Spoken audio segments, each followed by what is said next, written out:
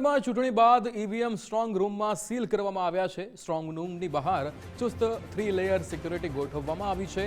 Oswal centre ખાતે મતગણતરી માટે ખાસ વ્યવસ્થા કરાઈ છે। આવતીકાલે સવારે 9 વાગ્યાથી મતગણતરીની પ્રક્રિયા શરૂ થશે। હરિયા કોલેજ ખાતે મહાનગરપાલિકાના મતોની ગણતરી હાથ ધરવામાં આવશે।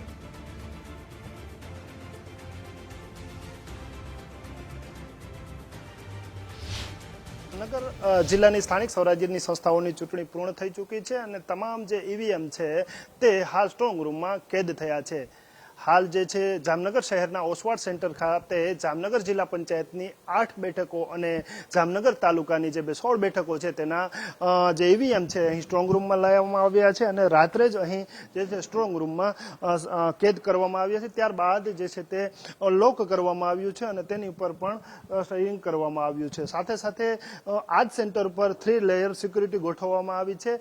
સ્ટ્રોંગ રૂમ બહાર તેમજ નીચેની સ્તરે અને ગેટ ઉપર એમ 3 લેયર સિક્યુરિટી છે અને આવતીકાલે જ્યારે આ સ્ટ્રોંગ રૂમ ખોલવામાં આવશે ત્યારે ચૂંટણી અધિકારીઓની હાજરીમાં અને સ્ટાફની હાજરીમાં ખોલવામાં આવશે। પરંતુ હાલ જે છે તે તમામ ઈવીએમ છે તે સ્ટ્રોંગ રૂમ પર સુરક્ષા બંદોબસ્તની વચ્ચે કેદ કરવામાં આવ્યા છે। કેમેરામેન હિરેન ગાંધીની સાથે નથુ આહિર, ગુજરાત ફર્સ્ટ, જામનગર।